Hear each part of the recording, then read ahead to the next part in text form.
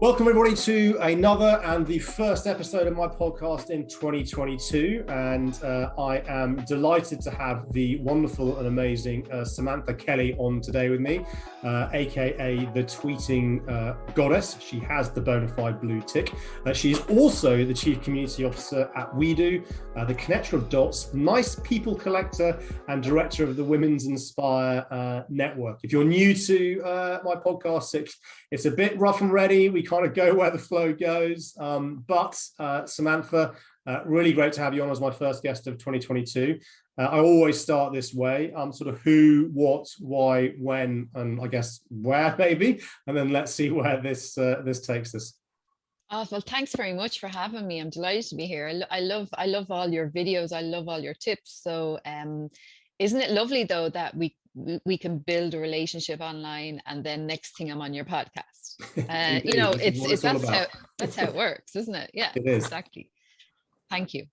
So what's your we're calling it mastering the Twitterverse, and that's primarily where I want to focus on, because those that follow me know that I talk a lot about LinkedIn is my primary kind of source, and the broader social networks. I am on Twitter, but I will freely admit I don't use it that well. I use it probably more as a broadcast tool than necessarily as much of an engagement tool as one should. And sometimes in my audience, professional services, law firm accountants, it's difficult enough getting them to use LinkedIn, let alone kind of branching out into somewhere like Twitter, or even further afield as TikTok or Instagram. A lot of chat at the moment about metaverse, so I thought I would play on it in terms of mastering the Twitterverse. So let's start with, how does Twitter differ, if at all, from any other kind of mainstream platforms out there? Well, the demographic is different to a lot of the platforms, because it's very similar to LinkedIn, would you believe? That's why I find it funny when you say it's hard to convince people to go from LinkedIn to Twitter. And you've got decision makers there, you've got CEOs there. People go to Twitter for the latest news as it happens, and decision makers and CEOs want to see the latest news as it happens, and they want to have their finger on the pulse and see what's happening in the world. So initially, a lot of people went to it for that, because even if something happens on the news, I would go straight to Twitter to see what's happening. Mm-hmm. I wouldn't even watch the news. I'd go straight to Twitter. And a lot of people during COVID in particular, during the pandemic, did go to Twitter to get the latest numbers and all of that kind of stuff. But definitely the demographic are professional, urban, and the age group, age 35 to 55, and the highest growing demographic are the over 55s. So yeah. So I mean, if I'm even looking at my audience, I remember I did a Twitter poll once, and I asked my audience, I said, what age are you? Like, why are you following me, and what's your age? Like, and it was all 45 to 60 kind of were the people that was my audience. So that was about, I think there was about 69% for that age group. So, just to be aware, it is a different audience. And a lot of people B2B, but B2C also works really well on Twitter, especially if you have a link to a product. Mm-hmm. People on Twitter are more likely to click that link, and 87% of people are more likely to buy from a small business they've engaged with on Twitter. And I've done it myself. I've actually, there's a restaurant, for example, and the guy, this chef, he's always putting up pictures. He's got a great personality, and I live 2.5 hours from that restaurant. And there's no way I would have ever gone to that restaurant, but because of him, and because people buy from people, and because of the pictures, I have to go and eat in this place. And I did. I went there with my daughter before Christmas, and we went and we had a meal there. So that's just an example of how it works, Twitter. And in terms of industries, that's in terms of demographic, I wasn't aware of that in terms of the age profile. So I think before we came on air, I always say that I said this would be as much as a learning experience for me on a platform that I use averagely. Is there any insight in terms of that's on the B2B side, because that's primarily the audience here, but B2C and B2B is blurring anyway, as we know. Is there any kind of stats or rough insight as to what industries or industry verticals you use Twitter, or is it across all sectors? Well, small businesses use it, but mostly service provider, like people like me, like experts in your niche, do really well on Twitter, because people go there for the latest news, but also to learn. They want to be educated and they want to learn. So if you are able to add value and teach people something new that they didn't know yesterday. But Mm-hmm. also, if you can inspire, and I know it sounds a bit fluffy, but during the pandemic, people needed a bit of that, you know, and I think I always did it anyway. And I was always spreading kindness and always, you know, doing good stuff with the power of my Twitter account, because I knew I had a certain amount of power with that following that I had. It was engaged. People seemed to like me. People seemed to like what I was saying. They seemed to agree with me. And so now, mind you, I don't get into controversy, and that's a really good tip. I just stay away from controversy. So people think I don't have an opinion on anything, you know. It's like, yeah, but you know, I do. I just say it, don't say it. But you know, the thing about Twitter is, like, for example, when the pandemic started, I know I keep mentioning the pandemic, but look, that's where we are. The 10th of March 2020, I think it was, I put out a tweet and I just said, look, you know, if you're self-isolating, you know, I know other people who are self-isolating, maybe I can connect you with them. If there's anything I can do to help you, please reach out. And it went viral, the tweet did. And I ended up on the news. The news crew were here in my box room here in Rosslare Harbour for the 9 o'clock news. Like, it was crazy. But all I did was, I couldn't think of anything I could do. Everything was out of my control. And so I said, well, what can I do that could make a difference? And maybe is it within my control? I could actually do something useful with the power of the Twitter that I had. So that's what I did. And it started a whole movement called Self-Isolation Help. People started going, getting people's groceries, their prescriptions, people who walking the dogs. Yeah. It was just lovely. It was really nice, you know. But that's what I use Twitter for. I use it for doing good stuff, adding value, teaching people how to use Twitter and LinkedIn and things like that. And I think it's interesting. I know we're going to go on to this in terms of kind of building that community around that. And again, we were touching on this before we came on air around, I'm starting to see more of this kind of, you know, chief, you know, much like your job title, chief community officer, moving into the B2B space. And that's fundamentally what social media has always been around. And again, back in the pandemic, there was a young lad who set up a Facebook group, which kind of WhatsApp group, and exactly the same thing in terms of how can we, you know, help each other, and how can we help those that were in need or, you know, couldn't go out because they were vulnerable, and so on. And just people just kind of, you know, flock to it. And I think certainly that's what I've seen a huge, notwithstanding the political side of social media and a certain former president in terms of how he leveraged Twitter. Let's not go there. The big shift I've seen in B2B over the last, you know, 18 months, you know, LinkedIn and probably more so on LinkedIn than certainly on Twitter, is this shift to it becoming more of a community, is this shift to becoming more personal, not Facebook personal, but insights into mental health, mental well-being, you know, all the LGBTQ stuff, Black Lives Matter. We saw that kind of narrative come out, which you wouldn't necessarily have seen 18 months, only 3-5 years ago, you know, on these platforms from businesses and from individuals. But how long have you been on Twitter? Because you've got the blue tick and you've got 60,000 followers. 64, I think now. 64,000 followers. Well, how long have I been? 10 years, 2016. I think it's nearly 10 years. Well, no, it's not actually. 2011. I'm on here now. You joined. Great. Sorry. Yeah. 2011. 9 years. Ooh, that'll be a great one. Then I'll have to celebrate with the 10-year one. But yeah, definitely. Yeah, just when you mentioned that, I was always about community. Yeah. But that's probably why I've been so successful, because all the things I've been doing, Alex, people are starting to do now, but I was ahead of them. Like even my Women's Inspire network, I had an online global network for women. And people said to me, sure, how do you network? How can you build relationships online? How can you network online? What's a webinar? You know, they didn't even know what I was doing. But then when the pandemic hit, all the other networks were quiet. And guess what? They started coming to my network. So our membership went up 28%. So I was already ahead of what I used to. I'm always saying about community. I'm always saying about how important it is to have these, build a community around your brand. People who already love your brand that will tell everyone else about it. I've always talked also about the CEO. It's really important that the CEO knows what's going on the company Twitter account. Like I went to San Diego to speak at Social Media Marketing World a few years ago, Mm-hmm.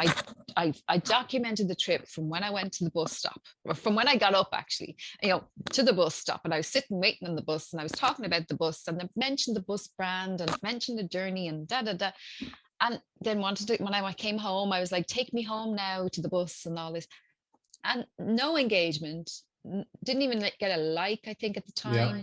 No retweet, no engagement saying, oh, Beth, have a safe journey, thanks for traveling with us, nothing like that. And so I mentioned it to the owner of the company, actually, at an award ceremony. He didn't even know that I had done that. He didn't even know, like. So it's important that the CEO can see what the company Twitter account is doing and who they're engaging with and who their biggest brand advocates are. Because if someone like me or you is mentioning someone's brand in a good way, like, we need these people to keep them on side so that they'll do more of those. You know what I mean? So it's funny. Yeah. I think it's an interesting one, kind of the leadership on social, A, being aware of what's happening on social, and then B, how active how active one is on social. And again, not wanting to step away from Twitter, but the rise of TikTok, it's amazing watching how some brands are recognizing this, or rather, dare I say it, probably an age profile of a social media team which is running the TikTok accounts, and how they are leveraging yes, influencers on there, but also people with very small accounts, but engaging with them, having repartee. The Ryanair TikTok account is hilarious. The Aldi one is very, very funny. Aldi on Twitter is very, very funny in terms of the Colin the Caterpillar engaged and all that kind of stuff. And I guess this is as much the generation that is allowed to run these platforms, and then the permission factor from leadership that the world is changing in terms of A, the type of content that gets engagement, and B, you kind of need to be, I know we touched on kind of the demographics on Twitter, we've touched on LinkedIn, but people have heard me talk about this. Yes, you do need to be where your audience is, but it does seem that you do need to be across at least 2, if not 3 platforms. And then it's how do you, from my perspective, repurpose that content to work effectively. So if I kind of take LinkedIn, is that LinkedIn, long form content, the personal brand, and I'm having problems with that phrase at the moment, because I think I believe we've gone too far with it, especially I think that's because of what's happened over the last 12 to 18 months. I think some interesting commentary coming out on that. But if we stick with it, at least the personal brand on LinkedIn, you have that the space to create it in terms of write your profile, and then of course it's a network, and then of course it's pushing content. Twitter, whilst I believe fundamentally remains the same, you have a lot less to work with in terms of content. Your profile, you only put so much in terms of your Twitter profile, and then of course I see Twitter as it's much faster, it's much more reactive, and far more conversational. And I guess that's probably what makes people fearful, is that how do I find the time to do LinkedIn, and then how do I then on top of that find the time to, yes, it's very easy to listen to Twitter. You don't even need a Twitter account. Just go, if you haven't got a Twitter account, go to twitter.com, type in a hashtag, transformation, you'll see all the conversation happening around transformation. So it can be a great listening tool. When working with your clients, how do you help them kind of get over that slight shift, dare I say, in behavior that in my view is required versus what you have on LinkedIn? Because you can respond to a comment 2-3 days old, even a week old, versus typically I've found that you do kind of need to be, and I could be wrong, more in the now in the conversation. Yeah, I did a Twitter poll on this before, actually, and people expect a response within 6 hours. Okay. But I expect a response within half an hour. I would. Yeah. Right, to be happy. So as a customer, and I've highlighted several business accounts who are brilliant at this and do respond straight away. And you want, especially if it's a complaint, you want a response like as soon as possible. And it's one of the biggest things is how to deal with negativity on Twitter. It's to engage. whether it's your fault or not, is to engage and acknowledge them and take it offline to a DM. But people do expect a response or comment within 6 hours at least. 24 hours is acceptable if you have it in your bio that we are on this Twitter account from 9 to 5 or whatever. But you know what? There's a huge fear around Twitter, and it's one of the reasons is what you're saying. There's a huge fear around Twitter. People are just terrified of Twitter, and it's because of that stupid other president, whatever he did, But I do feel that all you're going to hear in the media are the negative tweets. Do you ever notice on the news? And then such and such tweeted this, and then such and such tweeted this. So it like leaders are using Twitter to communicate, though. I've noticed politicians in particular during the pandemic are using it to say, further to the numbers today, here's some tips or whatever it is. So they are using it. I remember I had always said that politicians should use it for good. So spreading valuable information. But you're always going to get the trolls in every social media platform, but you just ignore them and block them. And it's recognizing the power of Twitter for leadership and for good. If you are an expert in your niche, Twitter is extremely powerful, because the right people start following the right people. And when I say the right people, I don't mean the people that are millionaires, the people who are superstars. I mean the right people who think like you, get what you're doing, maybe are in business themselves, or maybe could be interested in if you're an artist, interested in art. You can find these people, you can find all of these communities. And also Twitter has created communities. I don't know if you saw that. There's actually new communities in Twitter, and not everybody has access to that. I have a Twitter community. I must invite you to my Twitter community. But it's only open to a certain amount of people at the moment. It's kind of, they're trying it out. And then also there's monetization of Twitter, and there's a newsletter feature on Twitter. Like Twitter is coming out with so many things. There's Twitter Spaces, which Twitter is Spaces. social audio. So if you are a brand, I'm actually being asked by brands to host a Twitter space for them, because my audience will pop into the space depending on what the topic, like what we do. Who I'm working with now, it's an app for freelancers and consultants. It's fintech. It's all about, the way you pay for Calendly or you pay for Zoom or whatever. Everything is in the app. So it's to help freelancers and consultants also to get paid on time. So it's really cool. I think you'd actually really love it, Alex. And it's actually something that I really agree with, because it was one thing I struggled with, was getting paid on time. And it's so important for freelancers and consultants to get paid and, and fast. We don't want to wait 28 days or 60 days or whatever it is, so that kind of stuff. So it's to kind of make it a level playing field for everybody.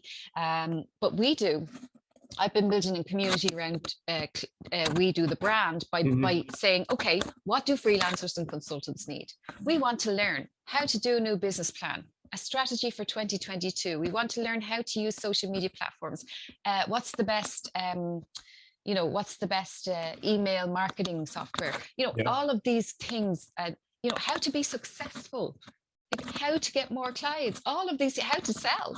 All of these things are things that I already do in my Women's Inspire network. They're webinars that we do every week. But when I create value, if I have a social audio room, it's like a kind of a podcast. It's social audio, so you don't show my face, so I can be sitting in my pajamas doing it. And I've started building a community on Clubhouse. I've started adding value. So I'm not selling anything. I do say, well, this is We Do, join the community on We Do, and let's help each other. But when I help these freelancers and consultants more, guess who they're going to love and download? They're going to download We Do because they're going to help me back.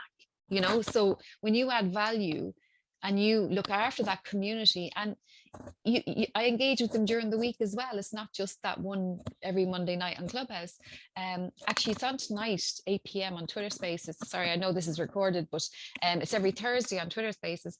When you create a community that know, like, and trust you, and you're giving them value and you're helping them, they will become brand advocates for you.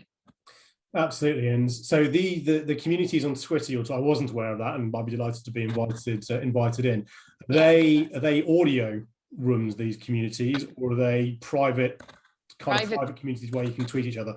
Private communities, yeah. Now I'm in Ireland, so we always get everything last, but I do have have access to create a community.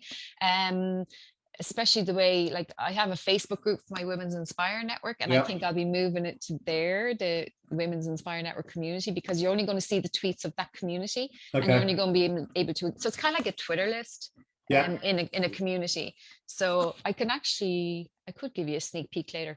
But look, the thing is, if Twitter starts building communities, I mean, look at LinkedIn groups. How do you find them? You know, I mean, Twitter's really getting ahead, I think, with all these innovative ideas and new things, and the newsletter feature. I know we have that on LinkedIn as well. But there's all kinds of stuff going there that really it's worth investigating and having a look at. And thank you for reminding me of Spaces. I mean, Clubhouse was, Clubhouse is Clubhouse, right? And all to them. But what I like about Space, and I need to think about how I can use Spaces more effectively. Again, is that Clubhouse was invite only, blah blah blah, and it was all very trendy, and then it became lots of people going me, and how to make passive income and affiliate marketing and be a millionaire in 6 days and all that box. The great thing about what I liked about Spaces is obviously you already had your audience there, and I read the other day that now they may have already opened it up that you can now be a non-Twitter user and now access Spaces, so you don't necessarily have to have a Twitter account. And you can bring people into Spaces, which is awesome. If we look at the way the audio is going, because you can listen to a podcast and do the thing. You can listen to a space and still do the day job without necessarily having to interact. But you've got your community already there. And I guess if we look at Discord, so talking about moving groups from Facebook, Andy Foots moved his LinkedIn group from Facebook to Discord, and Discord, which is kind of built around the gaming community, was getting broader audience now. Have got these kind of rooms you can drop into and just have straight out the gate, straight out the conversation. So again, for anybody that's thinking of Twitter being just a kind of one-way stream of traffic, it's worth listening to what, actually following Samantha on Twitter and listening to what she does and watching what she does, because it could be that actually you're more confident speaking than necessarily tweeting. So yes, you've got to build your audience through the content that you share and engage with. And I'm going to make an assumption here, but what they say about assumptions, but you also need to get out on Twitter and go and start engaging in conversation, tweeting and retweeting with the people that you want to bring to, rather the, I use the word very carefully, but influences. So there might be someone in the data science space who's very well thought of and respected in the data science space, who then will likely have a large data science following.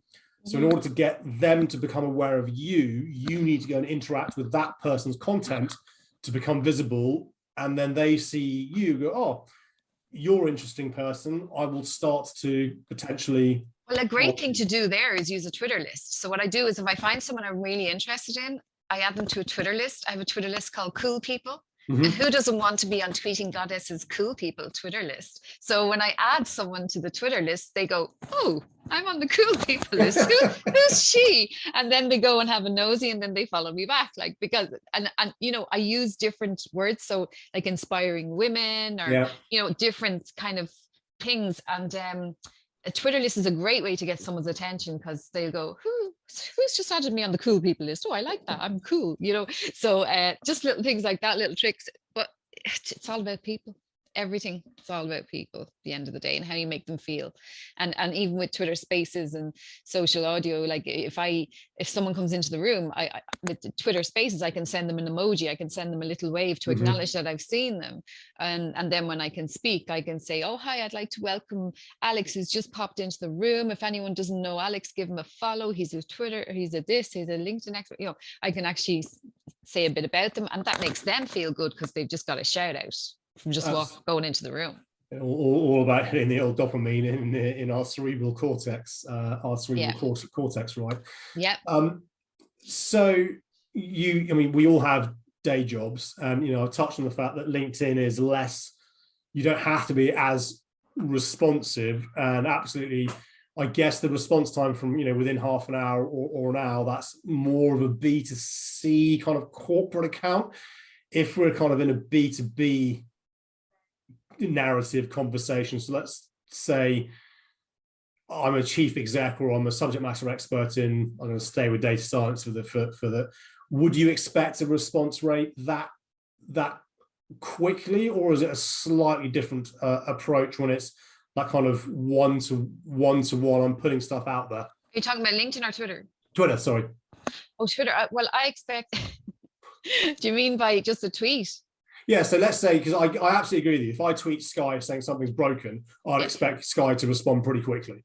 Yeah, but if I'm just tweeting something out into the Twitterverse, I wouldn't necessarily expect somebody to respond within half an hour. If they do, great. I might engage if it happens to be there. Yeah. So is that dynamic slightly different when it's sort of that one-to-one conversation between people versus me going, oh, something's woken, or the thing's delayed, or what have you? Well, do you mean, like, let's say I tagged you, let's say you did a blog post and I put out a tweet and I said, oh, great article by Alex, da, da, da, da, da. Would I expect a response straight away? No, but I would expect you to retweet it and thank me. Okay, and that's fair, but would that still be within 24 hours? Within 24 hours. Yeah. I thought that's kind of where I sit. However, if you put out a tweet, Alex, and you say, oh, does anyone know where I can get a good microphone for my podcast? Yeah. And I respond straight away, and you don't respond at all either, or you don't respond within like 6 hours, I would be kind of like, well, why did you put the tweet out? It must be just scheduled. They don't care. They don't really care. And here I am trying to help them, you know?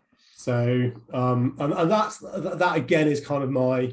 But that's why I have it on my phone. I can check notifications. I agree, and I'm kind of in the same.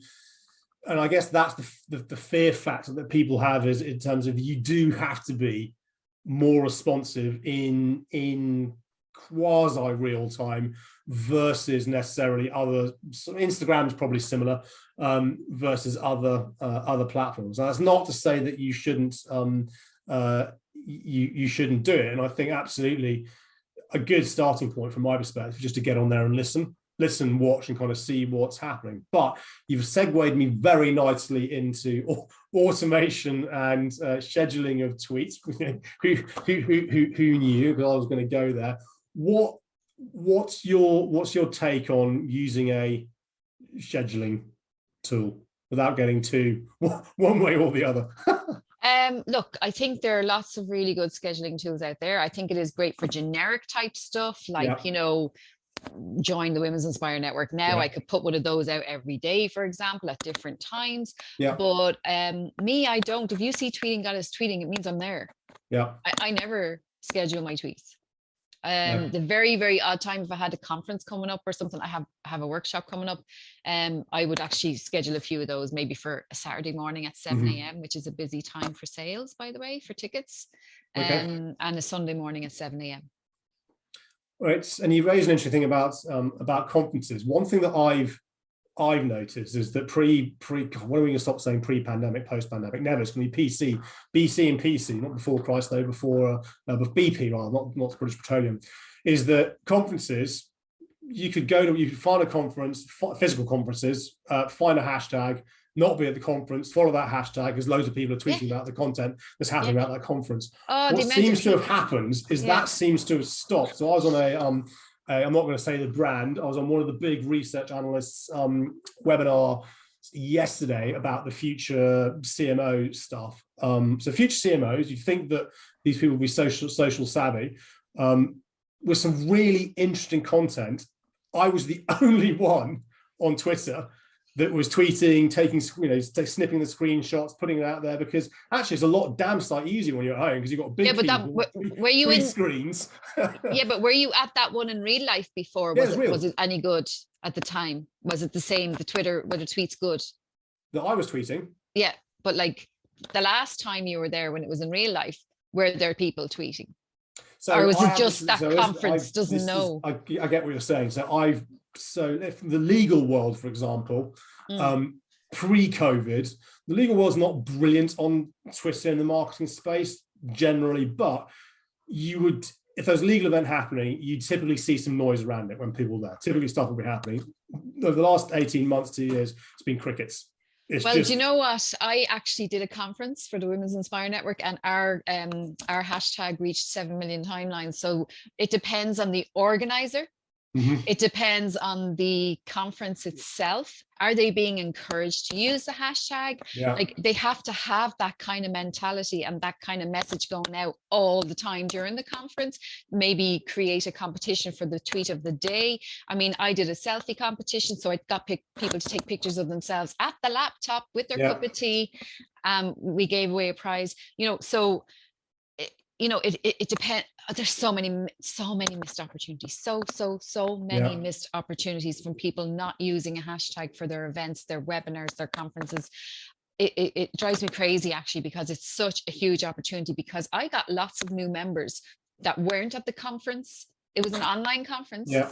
I got lots of new members who are watching the hashtag and actually just started saying, "Oh, this looks great. I'm raging. I didn't get a ticket." And then I actually never close the ticket sales either. During the conference, I keep them open. I say, "Well, look, sure, you can join us still. Here's a little discount. It's halfway through." And then they join the conference. So there's so many opportunities for sales, for showing, and also that data that I have from my conference, I can use to get sponsors for my next conference. I think that was, so reflecting on it, and this is why I love doing podcasts so much, because you get to speak with experts such as yourself, and I know the answer, but you get just so much information happening around. But I reflect on the ones that I've been part of. So one yesterday, they had a hashtag, right? I'll give it to you after it privately, because I don't want to call the brand out, because I think that's unfair. Yeah. So it existed, but what wasn't happening is that it wasn't being mentioned, and people weren't, even at the beginning, the person that was kind of introducing the two speakers weren't reminding the hashtag was there. Please share, please discuss, please, please this. Whereas typically in physical conferences, that would happen during the day, because because people are in, and I guess it's probably because A, there's so much happening, but B, I guess it's past, and this is a big global brand, right? Recognize that, I guess there's some arrogance, I don't know, maybe it's not unfair, but expectation, it'll just kind of happen by osmosis. Well, but you've got to, back to your title about being chief community officer, you've actually got to build you've got to build a community and encourage them and engage them and remind them that you're here and engage, and please push the content out. And you touched on it earlier, this thing around user generated content can be so powerful over brand generated content. So powerful. I use those tweets even for Sober St. Patrick's Day. Okay, we had a hashtag on the day. We have the tweets that went out, the response from people before, during, after, and we have all of that information and all of that data. So I can actually show a little slideshow of you can create content with the slideshow of all the tweets. You can create content with the pictures of the people. Mm-hmm. You can create and one thing about in-person events, I use TweetBeam, which is, a screen. Yeah. And it encourages people to tweet when they see these tweets going up on the screen. They go, hang on, I want to go up on that screen. And next thing they're tweeting, so there is that visual aspect of the in-person event to encourage people to tweet. Well, at my events anyway. So is that called TweetBeam? Yeah, TweetBeam. Yeah, TweetBeam. Lovely team as well. And anytime I have that screen there with the tweets going up on the screen, who doesn't want to get their brand up on the screen? Everybody wants to get their physical brand. Events, or are you doing that in the online events? Physical. Yeah. I could do it online and keep taking screenshots, but I mean, look, online, like there's all kinds of cool stuff online. But you can have the Twitter feed going up on the website during the conference. There's all kinds of cool stuff coming for online events, because I don't think we're quite there yet with now I've been to 2 in-person events, and it was such a buzz, I have to say. It was such a buzz, except having to wear the mask and all that, but it was so nice to be around energy. But I'm really good at creating energy online, and that's really my superpower, is creating that buzz online and creating like the Sober St. Patrick's Day conference, like the event, it was so successful. And I pre-recorded all the intros and stuff like that, but it was just such a buzz live watching it on the YouTube. It went live, and the comments from people. And I think because it wasn't necessarily about the sober part anymore. It was more about the connection with Ireland part for people who couldn't get home. you know, and that emotion, like people, I think this is sorting the men out from the boys, this pandemic. Yeah. It's sorting the men out from the boys. The people who are really going to stand out, like you and me and others that like us, because we're still showing up, we're still helping people, we're not going anywhere, we're still here. We were always online, so we're here. So if you want to find us, we're here. So we're helping a lot of people to adapt to this online world and to social media.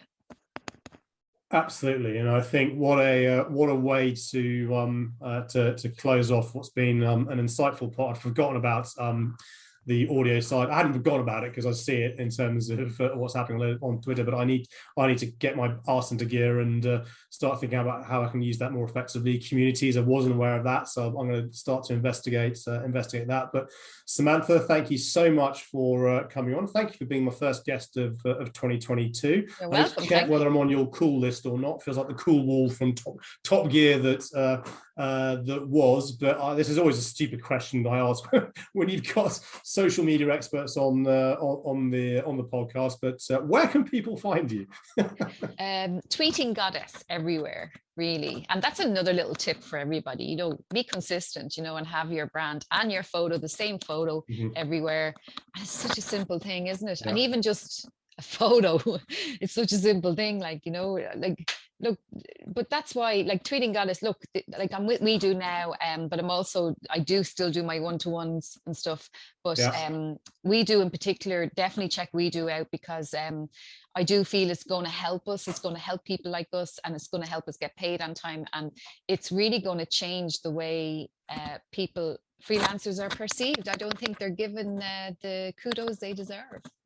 Well, the whole kind of gig economy, freelance economy, I know I connected you with Rollo at Choice in terms of what he's doing with that platform. You know, it's a really interesting world. So absolutely, I'll put the link. I still haven't got this YouTube thing right. I'll put the links to everything in terms of We Do, your Inspire network, your profiles, and so on. Please do tweet Samantha, or reach out to her on LinkedIn. Mention this podcast when you do, to say that's the reason that you're getting out. You never know, you might get on her cool list. But Samantha, thank you so much indeed. Better put you on now. I'll wait for the ping to go on my phone. It's been an absolute pleasure to have you on, and to everyone. Oops, almost spilled a bottle of water over there.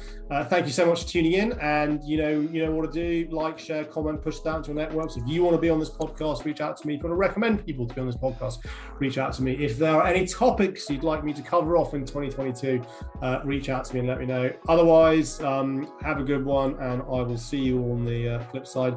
Samantha, it's been an absolute pleasure. Thank you. My pleasure.